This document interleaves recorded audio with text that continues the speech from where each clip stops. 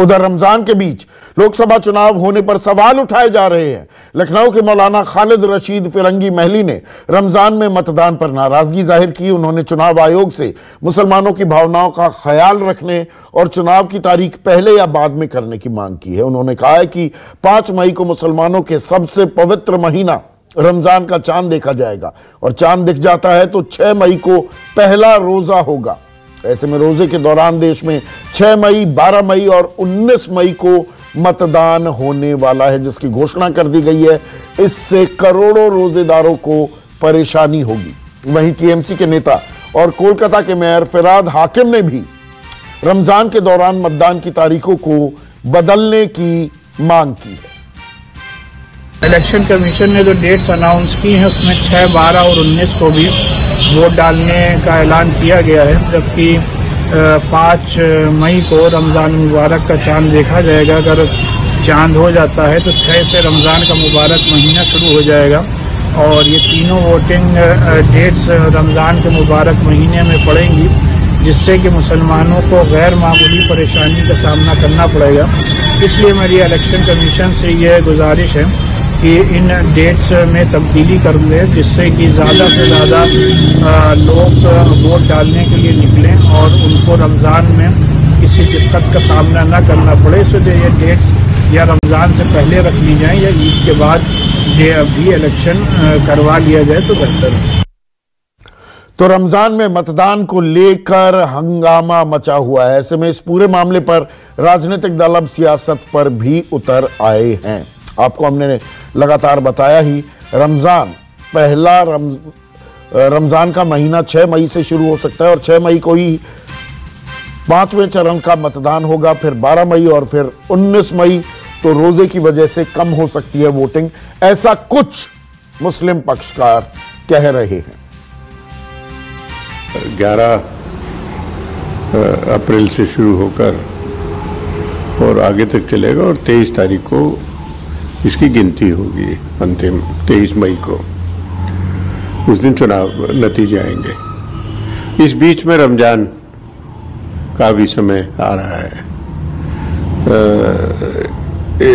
इसमें लोगों को दिक्कत तो अवश्य होगी, लेकिन प्रजातंत्र है, प्रजातंत्र का एक उत्सव है और ये भी त्योहार की तरह से है, तो इसको त्योहार के रूप में सब लोग लेंगे, ऐसा मेरा अनुमान है। अगर उसको अवॉइड किया जा सकता था तो उसकी कोशिश अवश्य करनी चाहिए थी। बहुत दुर्भाग्यपूर्ण है, अपने कई हिंदू भाई मंगल को व्रत रखते हैं, तो क्या कहा जाए कि मंगल को चुनाव नहीं होगा। भाई जो पूजा पद्धति है, व्यक्तिगत चीजें हैं। कई लोग रोजा रखते हुए ऑफिस जाते हैं या नहीं जाते हैं, कई लोग रोजा रखते हुए दिन भर अपना काम करते हैं या नहीं करते हैं। तो अगर वो जाकर वोट डालेंगे तो क्या रमजान में पहली बार वोट हो रहा है? इस तरह की फिरकाप्रस्त बयान देकर क्या संदेश देना चाहते हैं तृणमूल कांग्रेस के नेता और अन्य पार्टी के नेता? कम से कम इस तरह का सवाल नहीं उठाना चाहिए। जो त्योहार है, पर्व है, वो होते रहेंगे, लेकिन वोट जो है वो भी एक त्योहार है और उसमें हमें पूरी उम्मीद है कि किसी को कोई दुश्वारी नहीं होगी। देश के लिए सब लोग वोट डालेंगे। रमज़ान की डेट आगे पीछे नहीं हो सकती। रमज़ान की डेट जब से क़यामत से लेकर आज तक रमज़ान की डेट फिक्स है कि हर साल 10 दिन पहले आता है और ये पिछले साल से तय था कि 10 मई से लेकर के 10 जून को ईद होगी, 10 मई को पहला रोज़ा होगा। 30 दिन के रोज़े।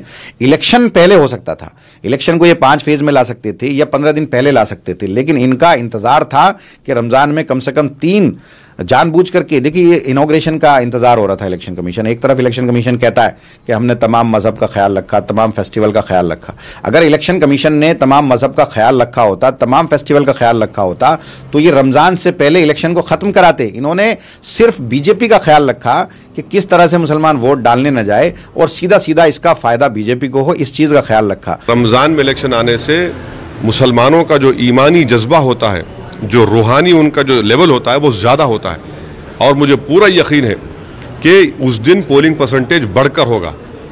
इसको क्यों रमज़ान से जोड़ रहे हैं? अरे भाई, उस दिन तो बहुत अच्छी बात है, हमको ये लंच वंच ख़ास तौर से हमारे ख़वातीन को पकाने की ज़रूरत ही नहीं है। घर में तो फ्री होंगे, सबके सब निकल के वोट डालेंगे, दबा के वोट डालेंगे। रमज़ान से कुछ नहीं होगा, क्योंकि हर हाल में रमज़ान में इलेक्शन होगा, तो ईसीआई क्या करेगा इसमें? तो गलत है। किसी स्टेट्स में रमज़ान से पहले इलेक्शन मुकम्मल हो जाएंगे, किसी स्टेट में रमज़ान में होंगे, मगर इलेक्शन तो होगा रमज़ान में, उससे तो हम बच नहीं पाएंगे।